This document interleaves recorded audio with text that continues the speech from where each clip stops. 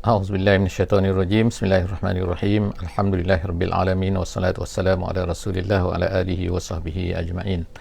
Alhamdulillah bersyukur pada Allah Subhanahu wa taala dan bersalawat kita kepada Nabi sallallahu alaihi wasallam. Allahumma salli ala sayidina Muhammad wa ala alihi wa sahbihi ajma'in. Pembukaan yang sedikit ini insya-Allah pada hari ini kita mula menyambung insya-Allah sesi tadabbur kita, tadabbur harian, dan kita pada hari ini akan bersama-sama di muka surat yang ke-73 insya-Allah.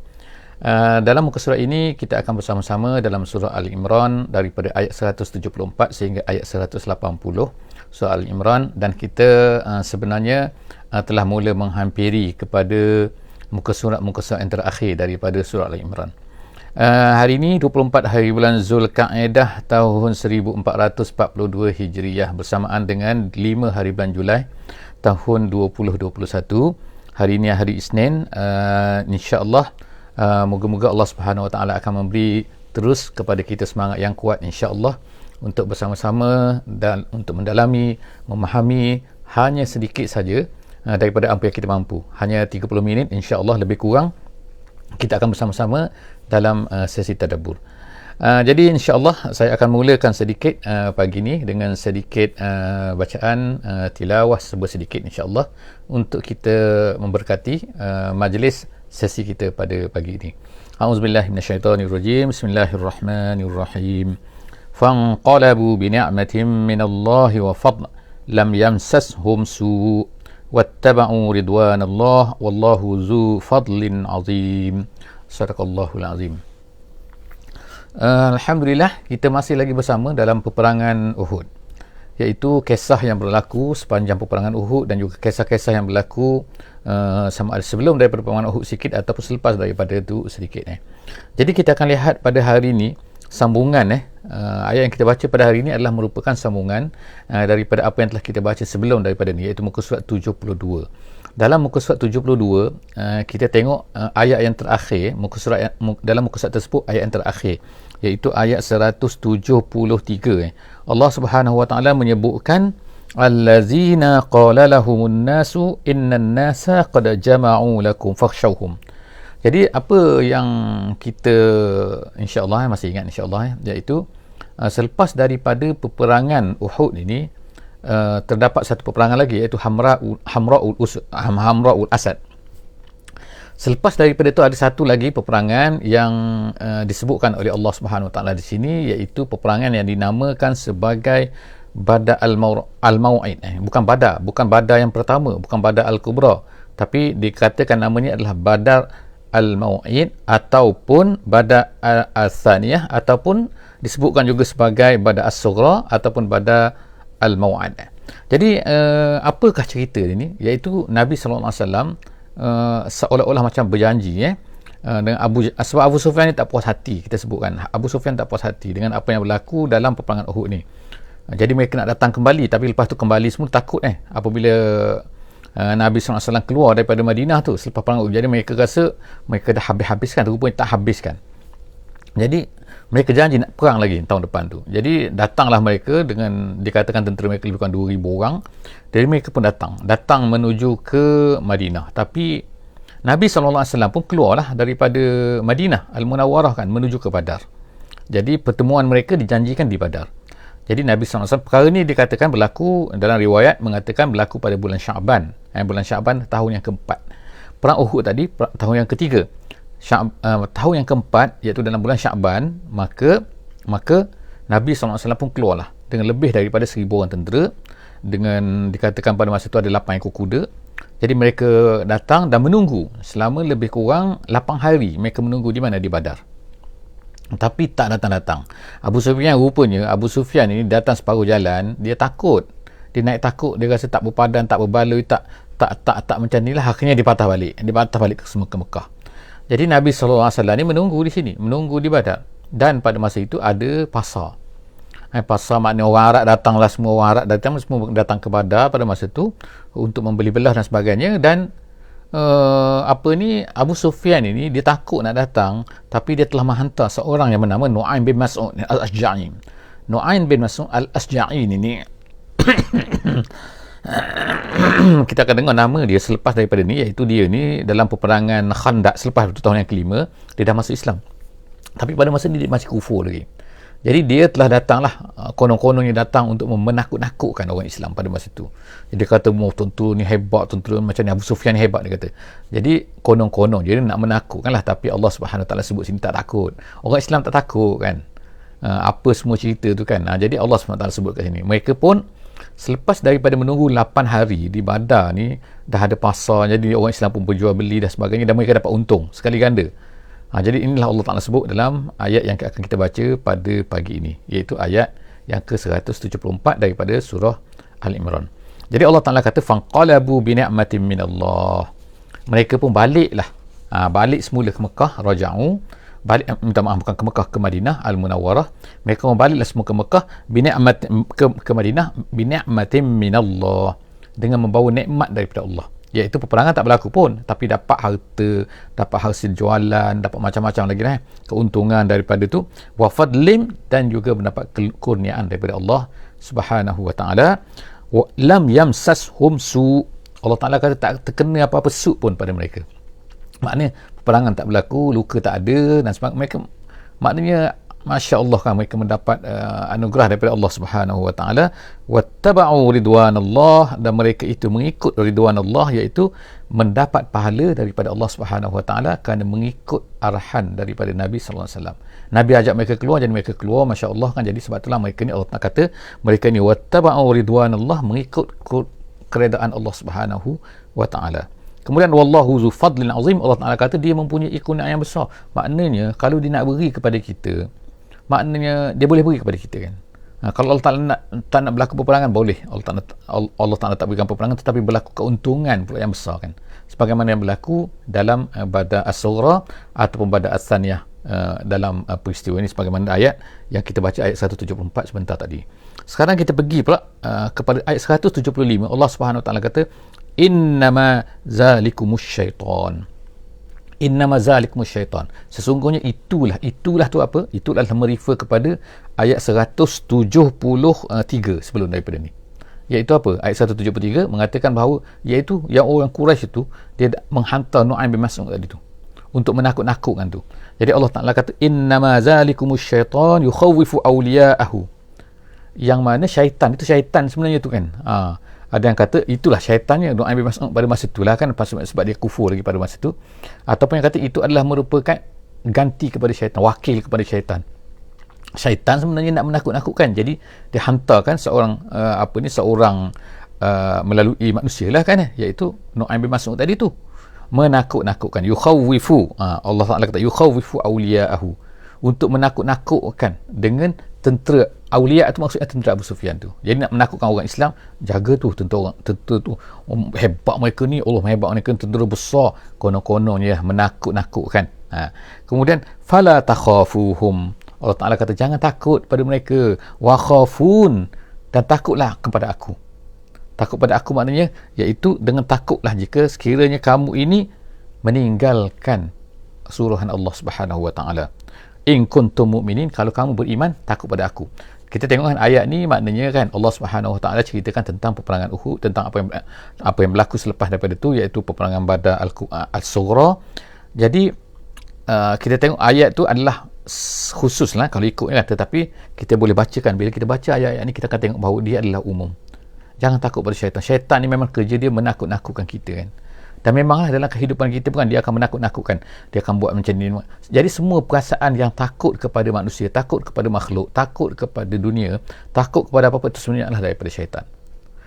Kalau takut, memanglah kita ni takut kan, tetapi kalau takut sehingga kita, maksudnya sehingga kita ini meninggalkan perintah Allah Subhanahu Wa Taala, sanggup gadai, sanggup jual perintah Allah Subhanahu Wa Taala semata-mata kerana takut manusia. Jadi itu adalah satu benda yang memanglah bertepatanlah dengan ayat ni, apa yang berlaku kepada orang Islam pada ketika itu.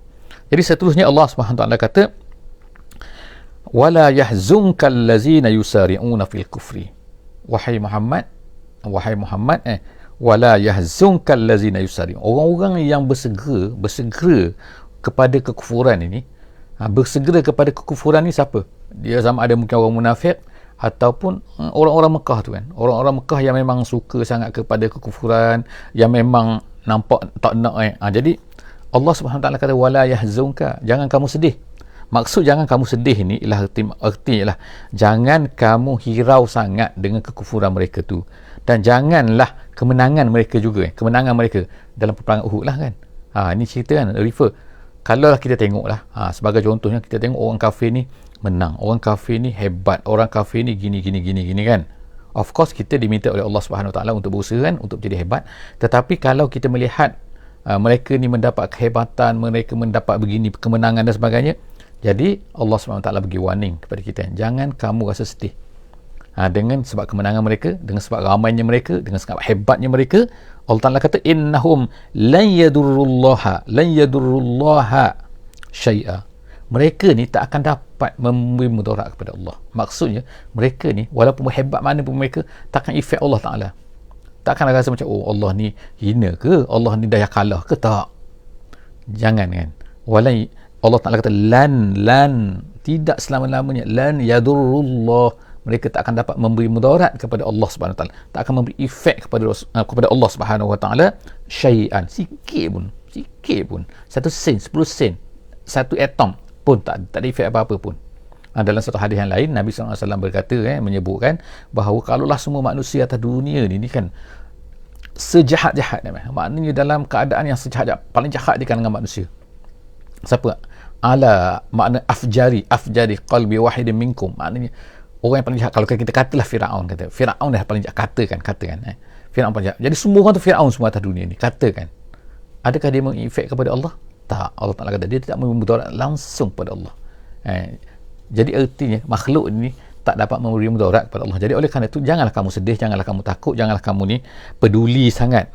Peduli itu bukan erti peduli tak biarkan, tak, tapi maksudnya lah pedulinya jangan rasa ter-affected kan. Allah apa ni? Innahum lan yadurrullaha syai'a yuridullahu alla yaj'ala lahum hazzan fil akhirah. Jadi sebenarnya Allah Ta'ala ni tak nak beri kepada mereka apa-apa bahagian pun di akhirat nanti, makna mereka tak akan dapat syurga. Itu Allah Ta'ala buat macam tu supaya nampak walahum azabun azim, dan mereka itu akan mendapat apa? Mereka akan mendapat azabun azim. Azabun azim ialah neraka, azab yang besar kan. Maksudnya neraka, kata tafsir Jalalain kan. Jadi seterus innal ladzina ishtarawul kufra bil iman, dan Allah tegaskan ini prinsip dia orang-orang yang sanggup untuk membeli kufur dengan iman, maknanya sanggup dijual iman dia.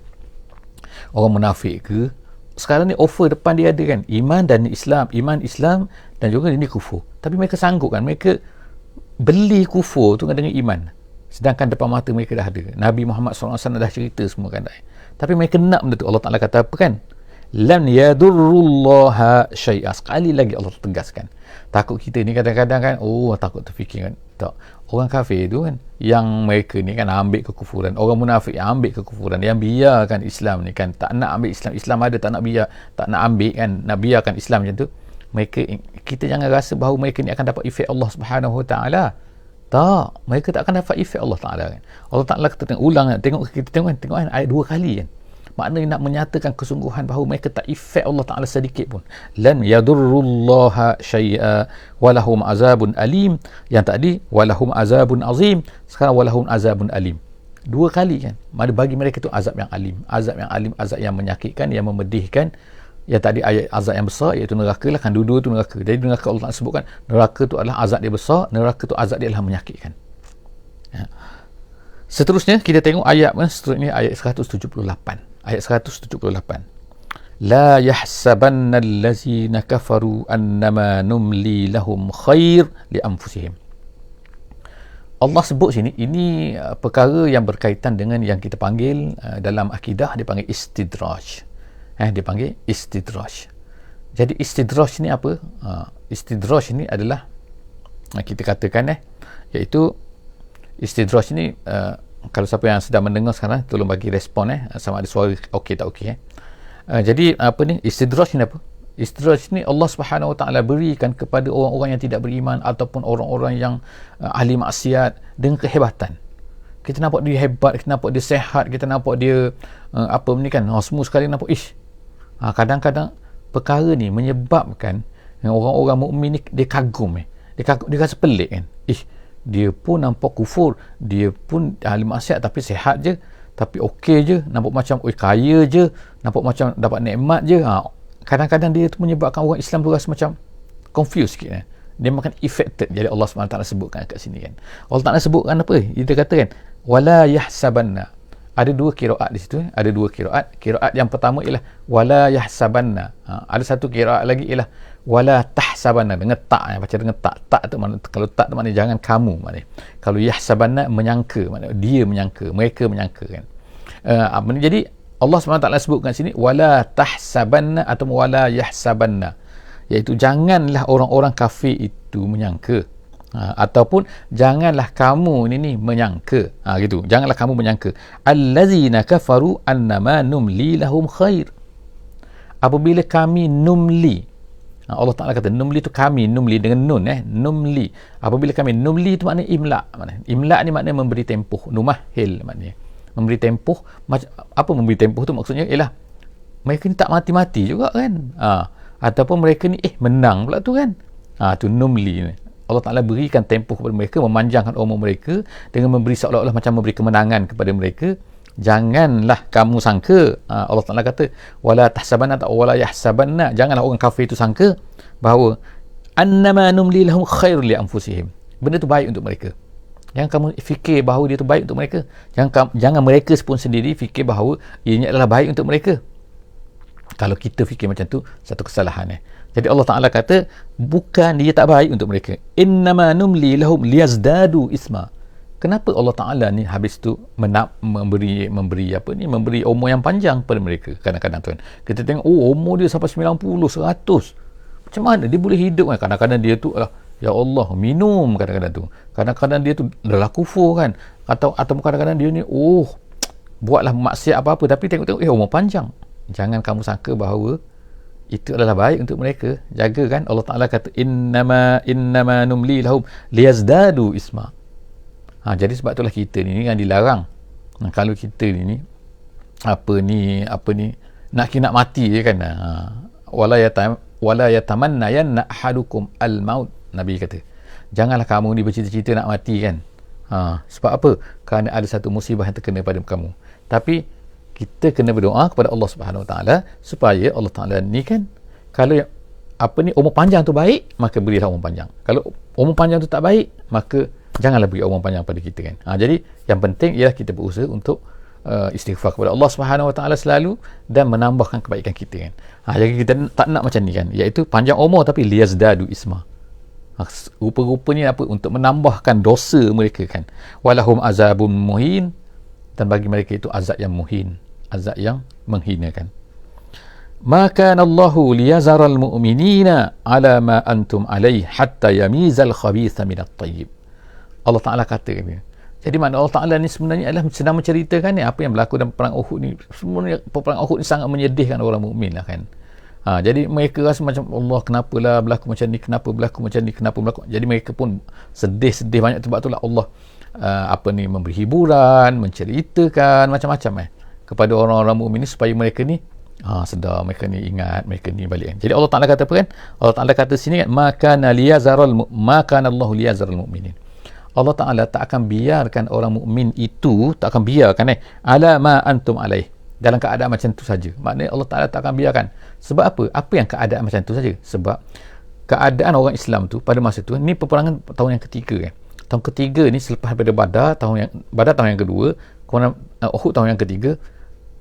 Selepas daripada peperangan Badar ni, berlakulah satu benda yang tak muncul sebelum daripada tu, iaitu apa? Adanya orang-orang munafik. Jadi orang munafik tu di tengah-tengah orang Islam. Jadi bercampur aduk kan. Siapa yang munafik sebenarnya? Siapa orang Islam sebenarnya? Yang betul-betul jadi tak tahu kan. Mana kita tahu? Kan mana orang Islam tahu? Nabi of course lah kan, Allah Ta'ala beritahu kepada dia, tapi orang-orang kita ni, orang biasa ni mana tahu kan. Jadi sebab tu Allah Ta'ala kata Allah Ta'ala tak akan biarkan macam tu saja, bercampur aduk di antara orang mukmin. Tapi Allah Ta'ala sebut sini kan, Allah Ta'ala kata hatta yamizal khabitha minat tayyib, sehingga Allah Ta'ala akan bezakan, akan pisahkan, akan nampakkan di antara al-khabith iaitu orang munafik dengan at-tayyib iaitu orang beriman. Jadi al-khabith Allah Ta'ala beri gambaran terus kan bahawa mereka ni kotor, comok, apa ni, khabis, buruk, apa lagi nak, khabis ni maknanya satu benda yang jelek kan. Satu, Allah Ta'ala akan pisahkan, Allah akan nampakkan. Jadi antara yang berlaku ni ialah peperangan Uhud ni. Peperangan Uhud ni ialah Allah Ta'ala nak nampakkan, tengok mereka tu balik. 300 orang dah balik. Dah ada satu tanda dah. Jadi Allah Ta'ala sebutkan dalam Quran kan, mereka ni balik. Jadi Allah Ta'ala start sebutkan al-munafikun aw allazina nafaqu, dan macam-macam lagi kan. Jadi orang Islam pun mula nampak dah. Jadi orang sebelum daripada tak nampak, jadi mula start nampak kan. Jadi Allah SWT sebut sini, dia kata wa ma kana Allahu liyatli'akum al-ghaibi. Allah tak akan cerita, tak akan nampakkan kepada kamu ghaib. Allah Ta'ala tak, ghaib maknanya siapa munafik, siapa tak munafik. Mana kita tahu? Sebab apa? Allah Ta'ala tak akan, wa ma kana Allah liyutli'akum, Allah Ta'ala tak akan tunjukkan, Allah Ta'ala tak akan nampakkan kepada kamu semua siapa munafik, siapa nifak, siapa mukmin sebenar. Maknanya cara nampak ghaib ni Allah Ta'ala tak beri. Cuma Allah Ta'ala kata sini kan lah, Allah Ta'ala kata walakinna Allah yajtabi min rusulihi man yasha', tapi Allah Ta'ala akan pilih siapa daripada rasul-rasulnya yang akan diberitahu tentang perkara ghaib ni. Maknanya even rasul-rasul semua, rasul-rasul yang ramai lah kan, tak semua tahu perkara ghaib, tapi ada benda-benda yang Allah Ta'ala beritahu. Jadi kepada Nabi Muhammad sallallahu alaihi wasallam Allah Ta'ala pilih, Allah Ta'ala beritahu siapa yang munafik di kalangan sahabat-sahabat kamu ni. Itu. Jadi Nabi dah orang, tapi kita tak tahu. Kita orang-orang biasa tak tahu. Jadi Nabi tahu, kemudian Nabi lah melalui peristiwa-peristiwa seperti Uhud, kemudian seperti Tabuk, seperti ini, banyaklah kan peristiwa-peristiwa yang berlaku di sepanjang zaman tu, maka akan menyerlahkan sedikit demi sedikit orang-orang yang munafik ataupun sifat-sifat yang munafik yang sepatutnya dijauhi oleh orang-orang yang beriman. Jadi Allah Ta'ala kata selepas tu kan, fa'aminu billahi wa rusulih, oleh kerana itu maka hendaklah kamu beriman dengan Allah, beriman dengan Rasul. Jangan kamu ikut jejak-jejak langkah orang munafik ataupun dengan perangai-perangai munafik ini. Wa in tu'minu wa tattaqu, kalau kamu beriman, kalau kamu bertakwa. Bertakwa situ maksudnya apa? Iaitu kamu takut kepada sifat munafik itu. Jangan buat perkara munafik itu. Kalau kamu maka berimanlah, bertakwalah, maka Allah Ta'ala kata falakum ajrun azim, kamu akan mendapat pahala yang besar. Jadi kalau kita tengok ayat tu kan macam umum saja kan, tapi sebenarnya ialah orang yang memahami sebab nuzul dia, memahami keadaan dia, suasana pada masa tu kan, suasana ayat ni turun, maka akan fahamlah bahawa sebenarnya adalah Allah Ta'ala nak sebutkan kenapa berlaku macam ni, kenapa kekalahan dia macam ni, kan. Jadi kita tengok kan, kenapa Allah Ta'ala cerita benda gaib, apa maksud benda gaib kat sini kan. Walaupun ayat ni umum kita katakan, tetapi sebenarnya ialah dia turun menceritakan tentang siapa orang munafik, siapa tak munafik. Seterusnya ayat 180 insya-Allah. Wala yahsabanna, sekali lagi Allah Subhanahu Wa Taala kata wala yahsabanna, ataupun ada dua qiraat di sini. Qiraat yang pertama yahsabanna, qiraat yang kedua tahsabanna dengan tak. Jadi kalau tak tu maknanya kamu, kalau yahs maknanya mereka. Jangan gitu. Jadi janganlah orang-orang yang bakhil. Ini cerita pasal bakhil pula.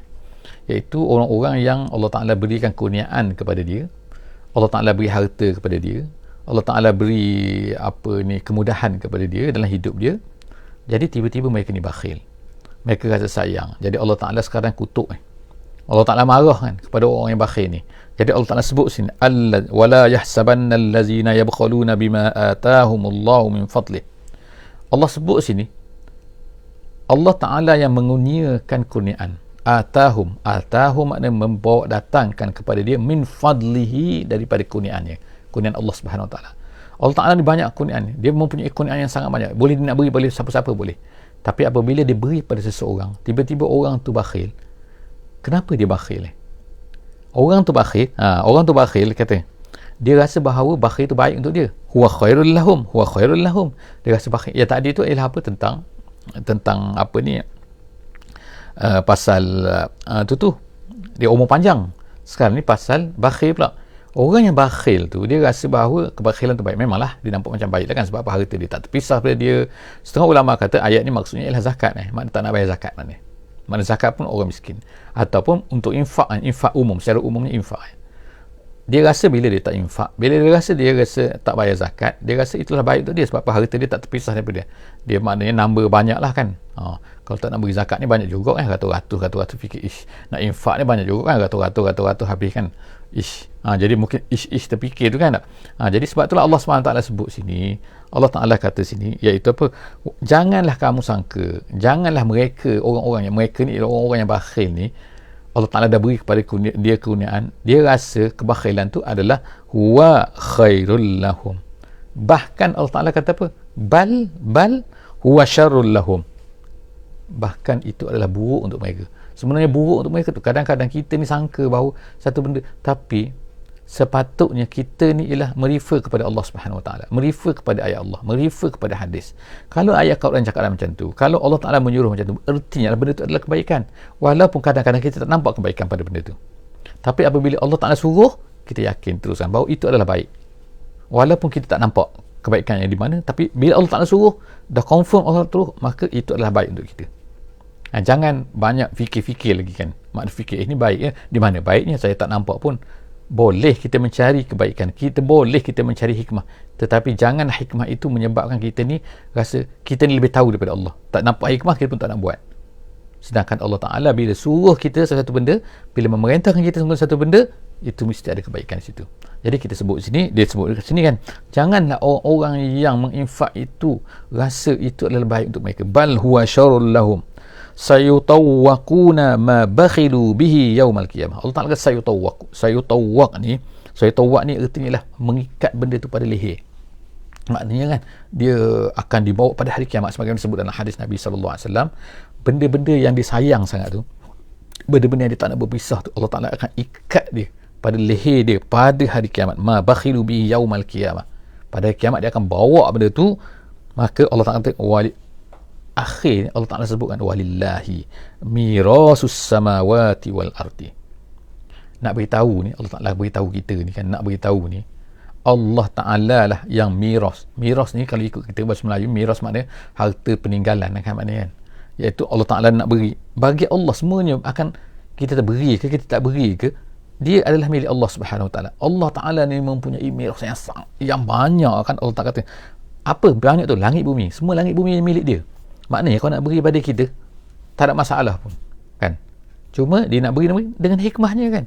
Jadi oleh kerana itulah, kalau kamu tak nak beri kepada Allah, sebab bila kita ni infak di jalan Allah, artinya kita seolah macam memberikan apa yang diminta oleh Allah SWT. Sebab tu dalam setengah ayat dia kata ialah seperti man yuqridullah, siapa yang nak memberi hutang kepada Allah. Bukan memberi hutang Allah Ta'ala nak memerlukan hutang kita, tak kan, tapi Allah Ta'ala nak minta, nak tengok kan, nak beri tak nak beri.